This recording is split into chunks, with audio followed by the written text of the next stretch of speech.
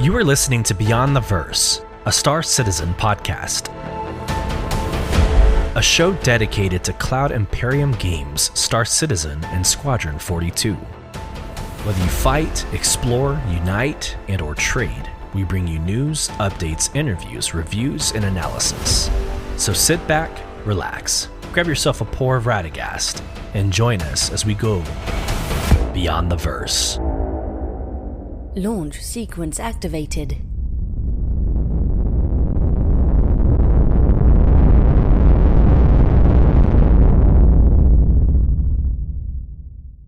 Hello, friends, and welcome to another episode of Beyond the Verse, Star Citizen podcast with your host, Solus. And we are getting into episode 21. We're calling Live Showdown this Friday morning. So, funny story. Let's get into some backstory to this episode specifically. So, we always try to record live on Thursday nights, 8 p.m. U.S. Central, but last night, work was escalated and I had to react to a lot of things happening. And so I was pushing back the time of recording to later last night, even sent out on socials that this would still drop Thursday night.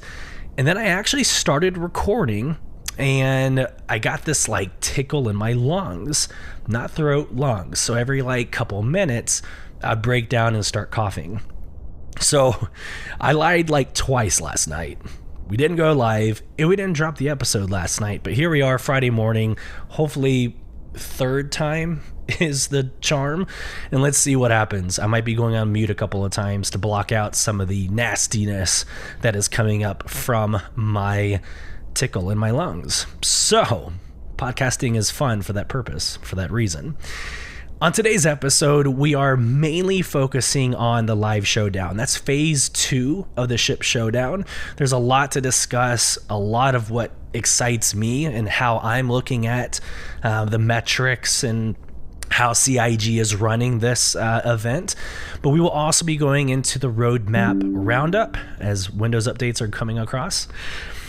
We will also be going over the roadmap update, and then we'll end the show going over the lore drop that happened Tuesday of the Hurston Dynamics backstory. So a lot of really, really fun things to cover on this episode. But first, let's get into some business. Number one, I spent a lot of time this last week what I'm calling rebranding.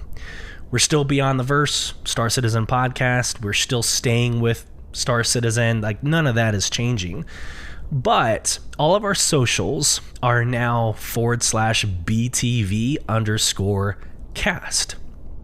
So here's the why behind it. One, I felt like it was more professional. You don't really want to create your brand or your social media presence based off of one specific game. And more importantly, using the name of the game, right? Like, copyright issues, marketing issues.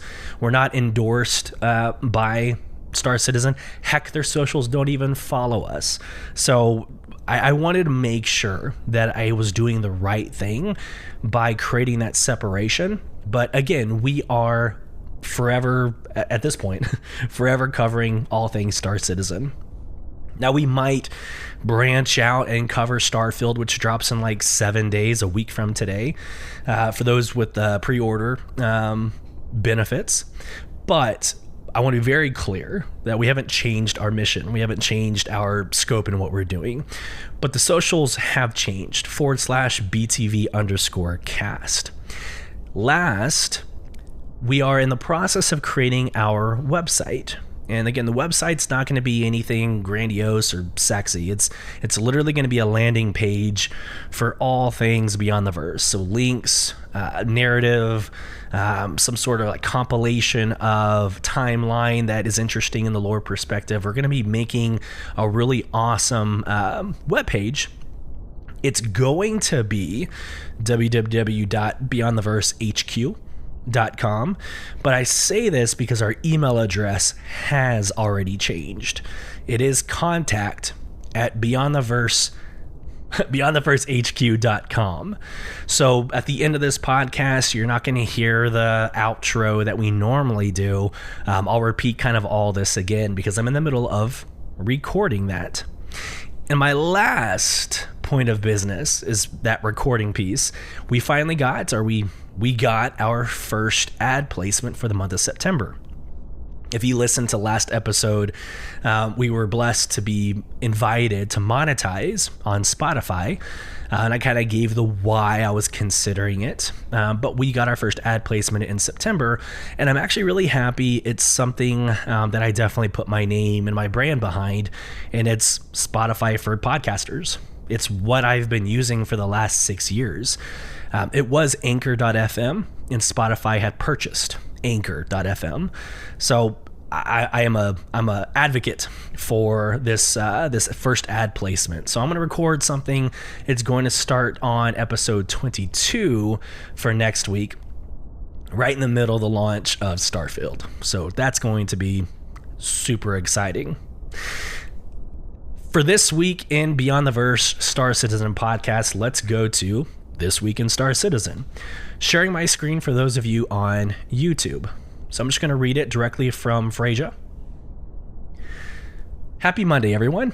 Citizens, brace yourself as Phase 2 of the biggest annual space smackdown, Ship Showdown, is about to begin. That's right. It's almost time for the intense daily head-to-head battles between the top 16 ships that you, the community, have chosen. We've seen a tremendous amount of fantastic content flood the community hub and social channels, like a video of the constellation Phoenix. Your creativity seems to know no bounds and never fails to astound us. For Phase 2, your votes matter. To ensure the survival of your favorites past their brackets. And the top 8 will be available to test fly for free starting August 31st, so don't forget to weigh in every day. Ooh, there we go. Gamescom is also right around the corner. By the way, for those of you on YouTube, I totally thought I wasn't recording. So I had alt-tabbed over to Audacity, just making sure. So if you're watching YouTube, that was my train of thought. Back to the article. Gamescom is also right around the corner, and we're looking forward to taking every opportunity we can to meet all of the Star Citizen fans making the trip to Cologne, Germany. So there will be not 1, not 2, but 3 bar citizens next week. Join your fellow Star Citizens and members of the CIG team at the following locations. And then it gives the 3 locations. Let me pause real quick so I can cough. All right, back to the article. Check out the Gamescom Bar Citizen post for all the details if you're interested in attending. Please note that as the venues have limited capacity, entrance will be on a first-come, first-served basis. We hear that the community team has exclusive goodies to hand out, maybe even some bodacious Banu baubles, so don't hesitate to come and say hi. Now let's see what's going on this week. Tuesday, the narrative team brings us Life Labor, the secret history of Hurston Dynamics, which first appeared in Jump Point issue 10.7. Hurston's hospital was named after her, but was Maria Wharton a saint or sanctimonious? This Wednesday sees the latest roadmap update accompanied by its complimentary roadmap roundup, so be sure to check those out for a glimpse of what's coming down the road. Break. We will be covering the roadmap roundup. So there's a lot that has changed and has been updated going into 320. Now the updates are 320.x, meaning at some point during the 320 patch, probably not at its start, but there's a lot to be excited about, so stay tuned. Back to the article. Inside Star Citizen and Star Citizen Live will be on pause this week as the team will be attending Gamescom, but fear not. No content will be lost, and we'll still have the same number of episodes planned for this season. We're just shifting the video schedule for the next 2 months by a week, and there will be a smaller gap between the last episode of ISC and CitizenCon. The shows will return next week for more behind-the-scenes looks at development. On Friday, you'll find our weekly RSI newsletter directly delivered to your inbox. Plus, subscribers can also look forward to Jump Point Magazine's August issue. For all you votaries of Velocity, get your racing fix on Saturday with XGR Division Pro Series 3, where participants blitz around Beijing with their Mustangs. Catch it live on Twitch from 11 a.m. Pacific. Fly low, fly fast. The community team. So there's a lot. It doesn't maybe seem like quantity wise, there's a lot, but the things that have dropped this week are actually pretty deep. So I'm looking forward to getting into each one of these topics in the next 30-ish minutes. So let's keep the train rolling to the Ship Showdown. All right. Last year, this was one of the first events that I really truly got into Star Citizen. So as many of you know, I started during Invictus launch week of 2022. I'm getting all the dates.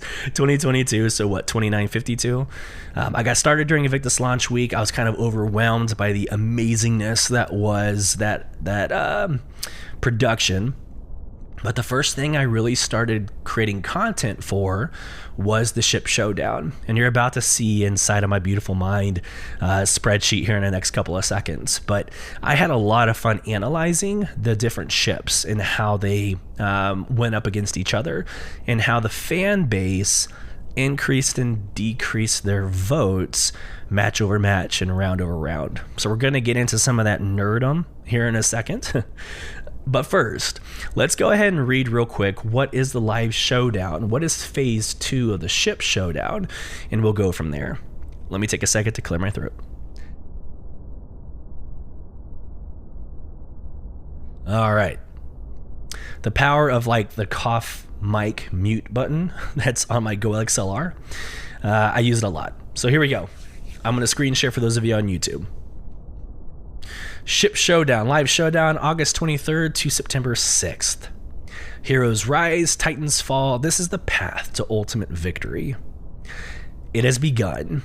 The live showdown is upon us, with the top 16 ships selected by you, preparing to clash in daily head-to-head battles, with the winner decided by your votes in the ultimate title on the line. What's more, the top 8 ships will be available to pledge throughout the tournament, and will be available to fly for free from August 31st through September 7th. Break. I want to read that again. The top 8 ships are going to be able to fly for free in August 31st through September 7th. All right. The 890 jump is going to be there. So that means every single one of you are going to be able to fly 890 jump. It's going to make the top 8.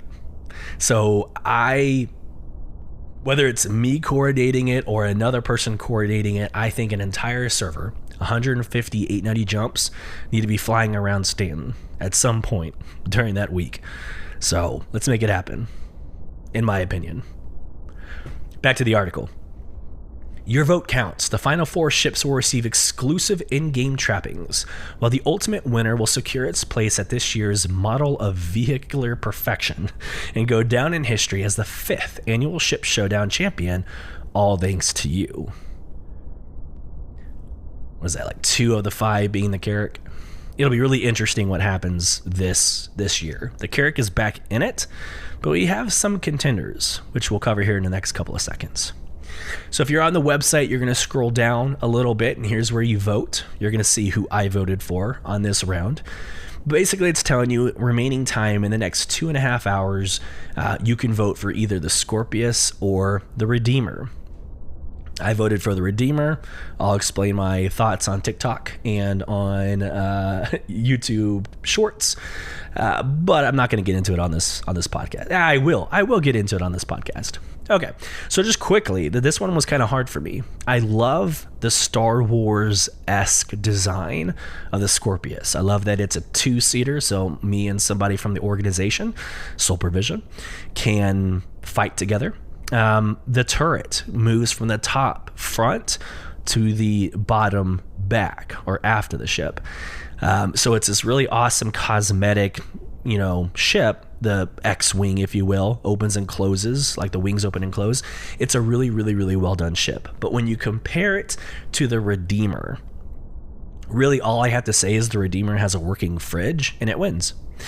But when you compare it to the Redeemer is a 4-seater heavy gunship with a garage, so you can't put like vehicles in the garage, but you can use it for box missions. And so if you want that versatility, if you only have an hour to play and you want to be able to do every single mission type with one single ship, it's going to be the Redeemer because you can't put anything inside of the Scorpius.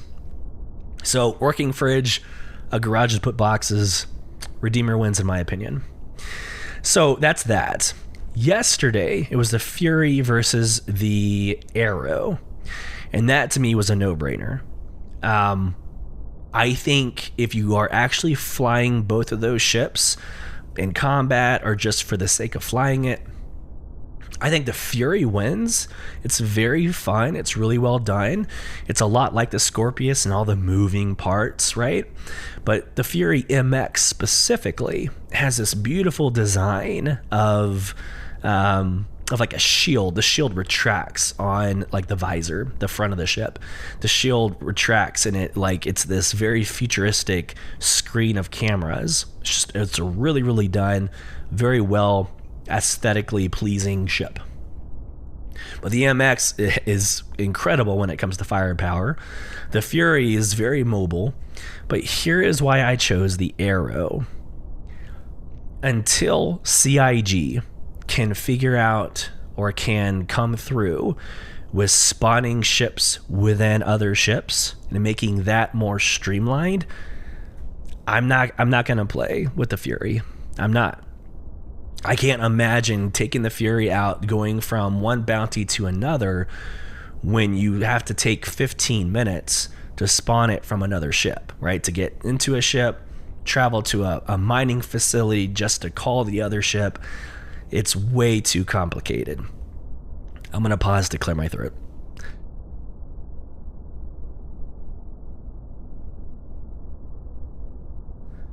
I think on podcast, I'm going to have to go back and kind of shorten these gaps, but we're going to get through it together, guys. Let's go.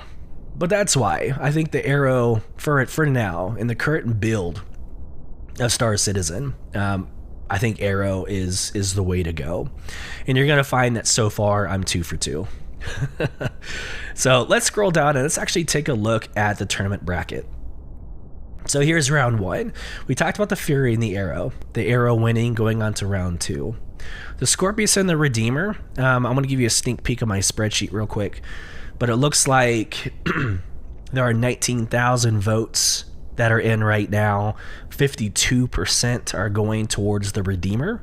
So I think it's still too close to call, but I'm confident, I'm comfortable in saying that the Redeemer has a very good chance of coming out on top. So, and we'll get back to that spreadsheet here in a second. So later today, in the next like 2 or 3 hours, the Reclaimer is going to go up against the Vulture, which is super interesting because they're both salvaging vehicles. You can name the Reclaimer. The Reclaimer is freaking massive. You could probably do more and put more in the Reclaimer. But the Vulture is like a smaller one-seater that you're probably going to get more versatility out of. And when I say versatility, I guess more playtime when you can't get your organization together, every single night. So that one's going to be tough. I think it was smart for them to put the 2 salvaging vehicles together. However, I'm probably going to vote for the Reclaimer just because of its capabilities, right? Just because of its size and its potential, right? So the next one is the Terrapin versus the Carrack. Carrack wins. I don't know why the Turtle keeps making it into this bracket. Carrack wins. The Mercury versus the Corsair, that is going to be very interesting. You can name the Mercury. The Mercury has a secret garage. There's a lot of game loops there. You can actually get into the hull of the ship and come out on or underneath the chessboard in the entertainment area. Mercury is fun. I'm going to be voting for the Mercury. However, the Corsair is a very, very popular ship. It's a very popular ship. So just from social media alone, and it's a lot more, I think it's cheaper. In fact, I think it's like half the price of the Mercury. So it's cheaper, but you can't name it like you can the Mercury. And that will always be like a place in my heart. Like I want to be able to name it and customize my ship as much as possible. Which is why one of the reasons I can't wait for Starfield. Like I like the idea of creating my own spaceship and putting whatever colors I want on it. I think that is going to be an appeal of Starfield. Let's move on.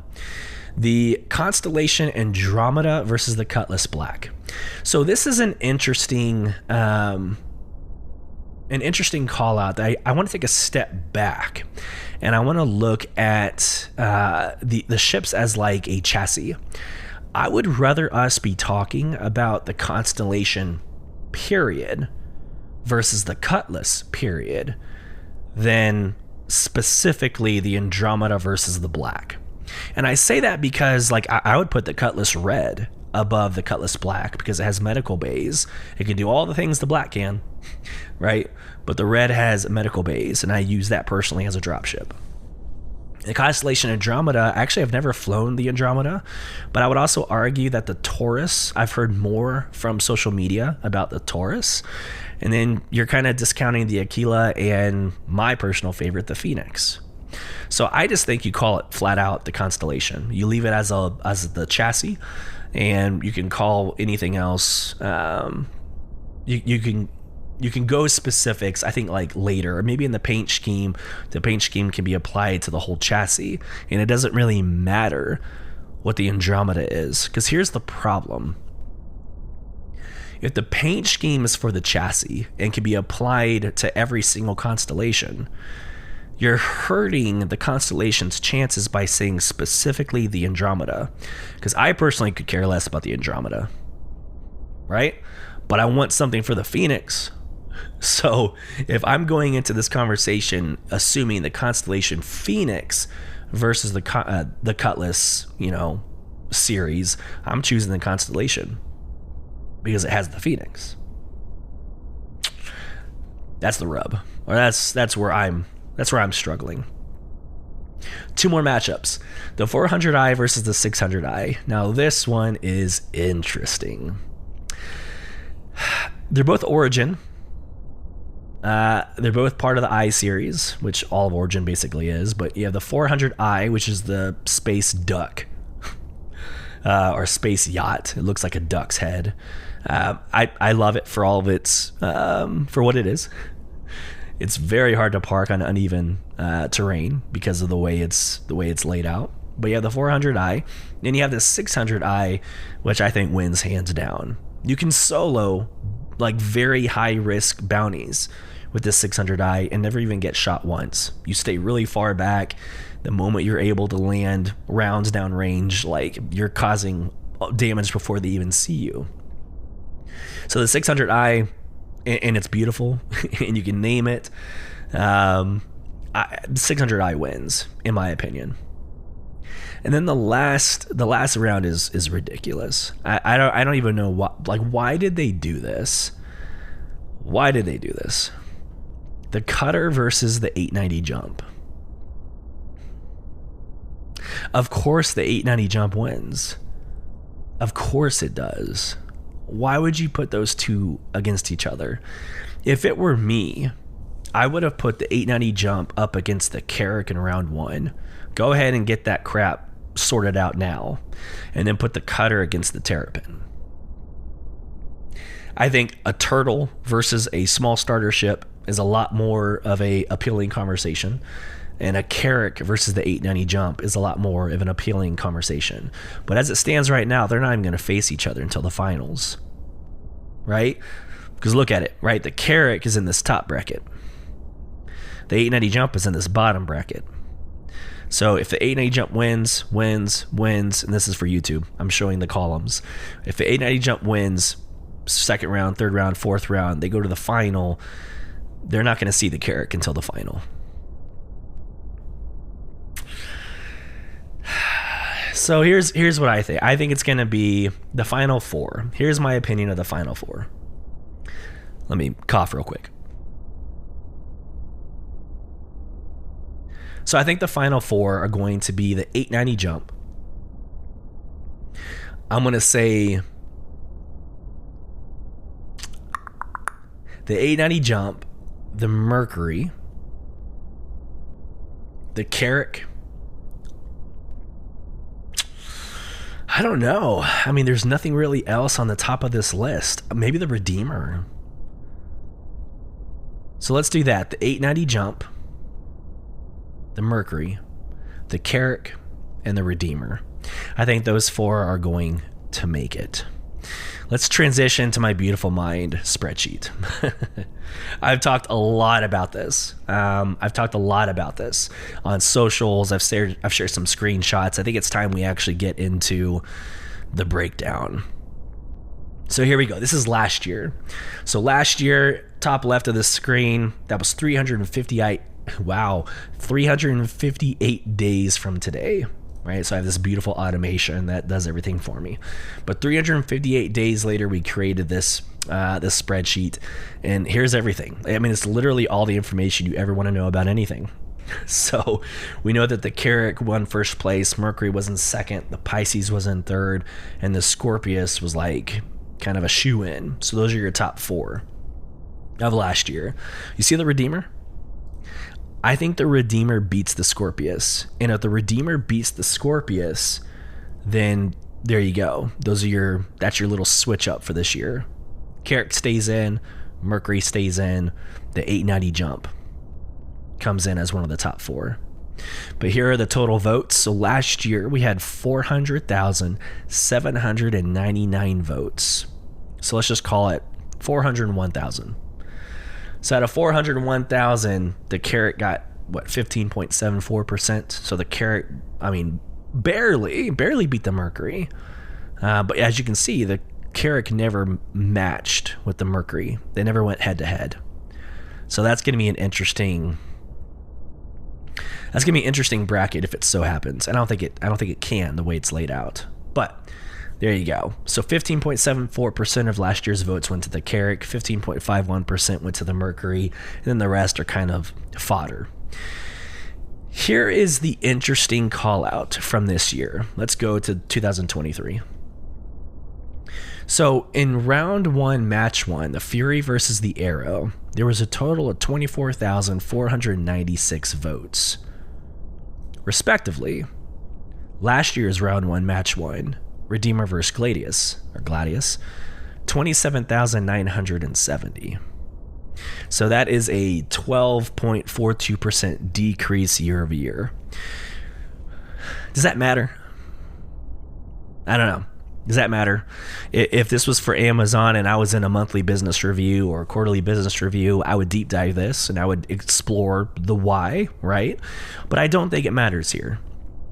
I don't think it matters in this game. We're about 3,000 votes short of what we were last year. But it's the Fury versus the Arrow. I don't think that is an appealing matchup. Like I think we're actually going to see more votes today for the Scorpius and the Redeemer, but the Fury versus Arrow, I don't think people were super excited about that matchup. Number one. Number two, there is a huge lull this year in my mind. This year versus last year. So this year, we talked about it in the last episode. There's all these other games competing for our attention. Baldur's Gate 3, Diablo 4, Cyberpunk's expansion, so a lot of people are playing Cyberpunk. Palia is up here, right? But Starfield is like right around the corner. I think there's a lot of attention on these other games. Not because of Star Citizen. I think in spite of Star Citizen. Like regardless of Star Citizen, there's a lot of attention on other games. But I don't think it's negatively impacting or it's a perception on Star Citizen. At least I don't see it, I don't hear it from the concierge channels or the Spectrum. I don't hear it from social media. I don't think that's the case. And again, I think the Scorpius and the Redeemer are going to see more votes in match 2 than the Scorpius versus the Warden. In fact, that's already the case. Last year, the Warden got 9.3k votes. Both the Scorpius and the Redeemer are above it. Well, the Scorpius is right under 9.3, but we also have like 3 more hours left. So we're already going to beat match 2 of round 1. It'll be interesting to look at the completion. So at the end of this week, so day 1, 2, 3, 4, 5, 6, 7, 8. After 8 days of doing this, we're going to see the total votes of round 1 and see if it really matters. Last year, total votes of round 1, 203,000 votes, 203.7k. And it's irrelevant. It's not relevant for me to say where we're at today because we still have 6 more days of this. But we're at 43.6K, so significantly less. So this is my beautiful mind spreadsheet. And last time I'll say that. I love this. Getting into the data is where my passions lie. I'm a senior program manager at work, so this makes sense, right? It's going to come through. So I hope you see value in that. I hope you see the value in looking at the numbers and crunching in the so what factor, the why it matters, and ships versus ships and rounds versus rounds and what it all means. Days of the week. I think that might be something important to add to this, was the votes for on a Thursday versus a votes on a Sunday, right? There's not a lot of activity on Sundays, or Saturdays and Sundays. So it's going to be interesting to find out more. And this is the best place to go to get it. I'm telling you right now, I promise you, from the TikToks, YouTube Shorts, and all the other socials, we are going to be pursuing the deep dive like nobody else. So stay tuned. Change of segments. I'm going to clear my throat. And get some hydration because I'm freaking parched.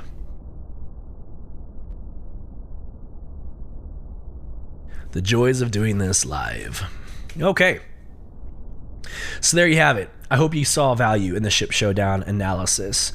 Let's go into the roadmap roundup. And again, right after the roadmap roundup, we're going to go into the lore drop, and that'll be it for this week's Beyond the Verse podcast. So I am on the webpage for the roundup update. I'm going to go ahead and switch over to screen share for those of you on YouTube, and let's get into the narrative. Happy Wednesday, everyone. Every 2 weeks, we accompany the roadmap update with a brief explanatory note to give you insight into the decision-making that led to any changes. This is part of an effort to make our communications more transparent, more specific, and more insightful for all of you who help make Star Citizen and Squadron 42 possible. With that said, let's go ahead and dive into this week's roadmap roundup. CIG Community Team. So the notable changes for August. Here we go. This is exciting. Let me go ahead and open that up because we're going to look at the roadmap next. All right, this is exciting. The following cards have been added to release view in the 320 column, targeting a launch with, and this is important, Alpha 320X. So it's not going to be when it first drops. It's going to be at some point, like a subsequent patch update during 320. We now have a commitment to the Crusader C1 Spirit. Yes! That excites me. Remember a couple episodes ago, we talked about the Crusader A1 dropping, and I was like, man, for them to be, developing the cargo updates in the game, I'm surprised to not see the C1. The A1 is, I think, the weapon version, the weapon system version. It's your gunner. It's going to be, I think maybe it's a bomber. I don't remember, but it's your like military vessel. But the C1 is your cargo vessel. And again, I was confused. Like, why would you drop a chassis that does not pertain to the point of patch 320? Right? Like, the point of patch 320 is the cargo updates. You're getting the whole C, which is a cargo ship. Why would you not drop the C1? Well, here you are. They're committing to it. The C1 Spirit is coming in 320 at some point, and the Tumbril Storm. So building, implementation, and balancing of both the Crusader, C1 Spirit, and the Tumbril as a game-ready vehicle. So that's really exciting. The Tumbril Storm is in and of itself a surprise because it's fairly, like, from the time they announced it, which was earlier in Q2, from the time that they announced it to the time that they're making it game ready, that is super fast. Now, I don't necessarily know when it went into production, like when they went through gray box, white box, all of that. So it might have been more, but they announced it in Q2, and here it is available in Q3. That's really, really exciting. And hopefully it bodes well for future ships. So that's exciting. quickly transitioning to the actual roadmap progress tracker. So this is the progress tracker. You can dive into this if you like and see where everything is being created, but we always go to the release view for simplicity. 320, let's drop 319, 320. Just a reminder to everything that's happening in 320. So locations. New Crusader platforms is tentative. Seraphim Station is committed. Wow. I could not get to the mute button fast enough on that one. I apologize. The two locations. One being the Crusader platforms, and the second being Seraphim Station. So we talked about that through Nausea in the last, several episodes, but it'll be nice to see the new Port Olisar. Sad that it's leaving, but it'll be nice to see it. Gameplay, these are committed. Committed physicalized cargo updates. Again, that's like the point of 320. New missions, salvage contracts, cover up. Tentative, retrieve consignment missions. Committed, and I think this is all the Arena Commander updates, so assume the rest of these are committed. Committed, Arena Commander new map, Security Post Correa. Arena Commander new dogfighting map, Winner's Circle. Arena Commander experimental game mode, that's going to be important. Committed, Arena Commander new elimination map, Echo 11. Arena Commander new dogfighting map, Jericho Station, which that and not Seraphim, that and we just covered it. So Security Post Correa. So Security Post Correa and Jericho Station are going to be really awesome maps to do. Committed, Arena Commander new Horizon Speedway rework. Arena Commander new racetracks. Arena Commander front end update, which is more aesthetic or cosmetic. And then we get into ships and vehicles. Guys, again, ships and vehicles, 5 entries. That's important. That should be a breath of fresh air for the community. 5 entries of ships and vehicles. We're updating wheeled vehicle handling, right? So that's happening. Tumbril Storm, Crusader C1, Crusader A1, and the Hull C. That's, again, I'm going to say it one more time. It's a breath of fresh air. One of the most consistent feedback or complaint that I hear from the Star Citizen community is the time it takes to launch ships. Well, we're about to get 4, plus an improvement to wheeled vehicles. I mean, I'm not going to bite off more than I can chew. That sounds like a pretty productive patch to me. And going into CitizenCon, hopefully, there's a lot in Q4 that we have to look forward to. Alrighty, we're going to try to get through this. But we have Life Labor, the secret history of Hurston Dynamics, a lore reading to get through, and I am like dying on the inside. So let me try one more time to clear my throat, get some hydration, and we will try to get through this. I will try to get through this. So here we go.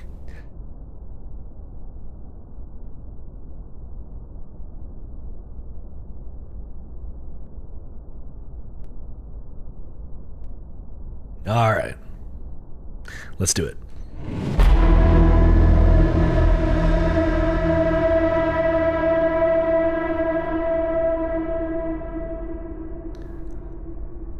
Life Labor in the secret history of Hurston Dynamics. Chapter 8. Maria. Let's do that again. Chapter 8. Maria, pure of heart, dubious of purpose. Quote, you can't marry her. Maria has class but little else. She has nothing but trouble. Alton Hurston. In 2799, Jasper Hurston married the 22-year-old Maria Wharton in an act of defiance against his family, and specifically his father, Alton. Though one of his boldest confrontations, it wouldn't be his last. Jasper's independent streak and inclination to put Maria up before his family would eventually lead to him being swept into the dustbin of Hurston family history. No plaque or statue commemorates him in Lorville, but, in a strange twist of fate, the Maria Pure of Heart Medical Facility would be named in honor of the woman he was told not to marry. Alton Hurston's assessment of Maria Wharton was hyperbolic, but based on a kernel of truth. The Wharton family had once been a fixture in the upper echelons of society, only to lose their status due to their vocal opposition to the Messer government. The family's construction firm first rose to prominence by building the spaceport in Quinton on Engeli in the Croshaw system. A stream of lucrative government contracts followed, with their most famous being the design and construction of the biodomes that enclose Jata in the Davian system. Yet, the Wharton construction empire would crumble after being blacklisted by the Messer regime following the refusal of a contract to build an intermittent center they denounced as inhumane. When Maria was born in 2777, her family lived When Maria was born in 2777, her family lived in a tenement high-rise in Jata and struggled to survive. Her parents were prominent anti-Messer activists who spoke openly about how the regime destroyed the Wharton legacy due to their dissent. A picture of a defiant teenage Maria and her parents protesting in the streets of Jata when the Messer regime was overthrown in 2792 was circulated widely on Spectrum. She became a minor celebrity and used the attention to land lucrative promotional deals that helped raise her family out of poverty. She also leveraged her newfound fame to become a vocal proponent of a variety of progressive political causes, which is why her decision to marry into the Hurston family shocked many close to her. Though Maria would go on to fight for improved medical care for all Hurston employees, friends would criticize her for allying with a company that seemed to embody everything she believed was wrong with the empire. Some historians have even questioned whether she stopped fighting for truly revolutionary reforms at Hurston for the sake of her own name and reputation. Agent of Chaos. In 2786, Olivia Hurston convinced the company board to install her younger brother, Alton, as CEO. Transcripts from the closed-door meeting reveal Olivia sold the idea by describing Alton as, quote, an ideal stopgap CEO who could keep the chair warm, end quote, until the board found the ideal person to lead the company into the 29th century. Olivia hoped to convince her son, Desmond, to join the company and ultimately be groomed for the position, yet she worried that naming Alton CEO would increase the chances of his enterprising son, Jasper, attaining the position. So Olivia worked with the board behind her brother's back to stonewall Jasper's career by transferring him away from the corporate headquarters on Earth to the Davian office. Jasper languished there for years, knowing his career was in trouble if his CEO father couldn't rectify the situation. He contemplated leaving the company to make a name for himself another way, until one fateful night when he met Maria Wharton. A mutual friend introduced Jasper and Maria, and they bonded over a deep shared sense that family history and politics were working against both of them. When they married in 2799, Maria convinced Jasper to stay at Hurston to focus on being a force for good. Meanwhile, she leveraged his status to further bolster her celebrity and reputation by holding lavish charity events that highlighted her as much as the cause. She admitted to loving the attention and justified using the events to raise her profile by telling the Tara Gazette that, quote, I understand the importance of your name and reputation. My family had theirs destroyed for standing up for what was right. So if I can now attach mine to a cause I truly believe in and get us both a bit of attention, then I consider that a win-win. More people will learn about a great cause, and more people will learn about me and hopefully take an interest in other initiatives that I support. End quote. In 2803, Jasper's mid-level management position with Hurston involved examining a rash of new laws passed at the system and local level that strengthen environmental protections and workers' rights. As part of a team tasked with assessing whether these new laws would be cheaper to comply with or fight in court, Jasper saw the extent of Hurston's predatory labor and devastating environmental practices that had been allowed under the Messer regime. He shared his confidential information with Maria, who was likewise horrified. Worried that a leak would be immediately tied back to Jasper, the two contacted a Terra Gazette reporter with the names of several former Hurston employees who were, quote, off-booked, end quote, after suffering severe injuries in an explosion at a Hurston weapon manufacturing plant. The subsequent article brought to light off-booking, a predatory labor practice used by Hurston to avoid an employee's life labor contract so the company no longer had to provide housing or health care. The story revealed that the company kept meticulous records on each employee, documenting even minor infractions, like taking unauthorized bathroom breaks, to use as justification for the firing and releasing them from any liability to cover their medical bills. Following the story and subsequent public scandal, Maria publicly announced she would host a fundraiser to help pay for health care for workers who were off-booked. Her established reputation and public admonishment of the company made headlines across the empire, leading Jasper and Maria to receive a comm from his father, Alton, requesting that they immediately visit him at Hurston headquarters. Their gambit had worked. Clearing my throat. Human capital.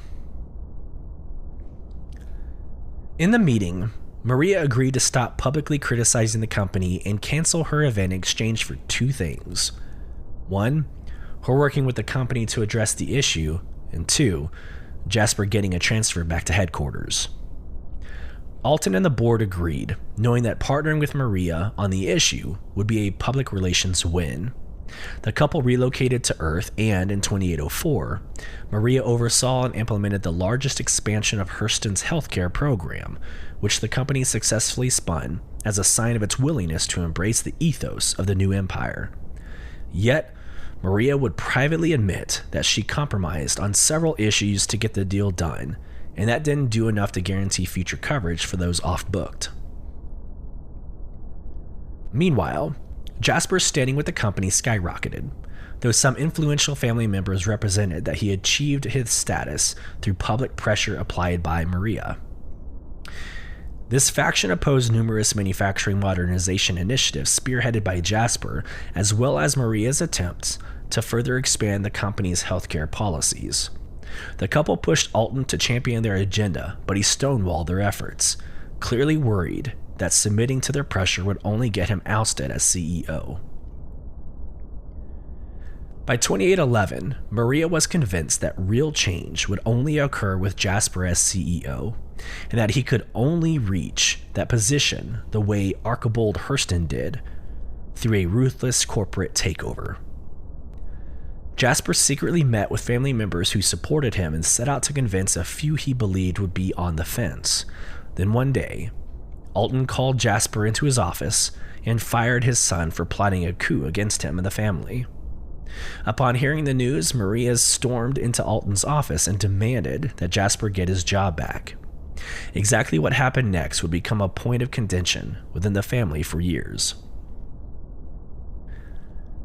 Near the end of Maria's life, a confidant claimed she told him the truth of what happened. Allegedly, she threatened to expose the company for dumping toxic chemicals into a lake on Asura, which ruined its ecosystem and rendered its water unsafe to drink, unless Jasper got his job back. Yet Alton made it clear that Jasper's political maneuverings made him a persona non grata within the company, and that while exposing the Asura incident would be bad for Hurston, it would also force the company to bury Maria and Jasper in lawsuits that could bankrupt them. In the end, Jasper would never work for the company again, but in 2812, Maria would help launch the Hurston Health Foundation, a charity focused on providing medical care to all former employees, including those who were off-booked. Today, some believe Maria prioritized her legacy above fighting for real change. Others argue that she made the best out of a bad situation and helped Hurston workers more than anyone else of the era. Regardless, Maria's name became the one remembered and revered, thanks in large part to Maria and Jasper's son, Chesterfield Hurston, who became one of the most powerful and venerated board members of the 29th century. Following Maria's death in 2880, Chesterfield announced that the new state-of-the-art medical facility being built in Lorville would be named in her honor. Many saw this as a fitting tribute to the woman who championed worker healthcare. Yet others believe it to be a strategic move by Chesterfield to enshrine and ally himself with his mother's legacy instead of his father's. Much like the contentious relationship between Alton and Jasper, Chesterfield and Jasper famously feuded, including on the fateful night Jasper disappeared, leaving some to speculate that the Hurston family knows more about what really happened to Jasper than they've publicly revealed. In transmission, as I clear my throat. What a great article.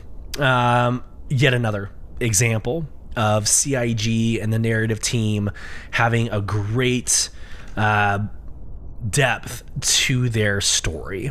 This is just one planet system, right? One planet system. This is Hurston, that has the Lorville capital city, that has, I think, three satellite planets. And it goes so deep, and you can go through 900 years of lore and see where Hurston made its mistakes, where they shined, and why we see statues of some of them around today, 2953. I get a kick out of going into the narrative team's lore. I absolutely love it. Obviously, I'm creating a podcast basically over it, but I can't wait to get into the new stuff. Like Pyro in 4.0 is a whole new system. It's a different Stanton, and I can't wait to start diving into even more layers of that entirely new system. I think once we go through a jump point and arrive into Pyro, anything can happen. And that's the beauty of this game, is that literally anything can be written about any system, anytime, anywhere. It's really, really, really exciting. So with that, we're going to wrap up episode 21, Live Showdown, Beyond the Verse Star Citizen podcast. And again, I don't have a really beautiful outro to play this time because I'm recording it. But if you would like to become part of the conversation, questions, comments, concerns, please feel free to email us at contact@beyondtheversehq.com. Follow us on all of our socials at /BTV_cast. It's Bravo Tango Victor for Beyond the Verse.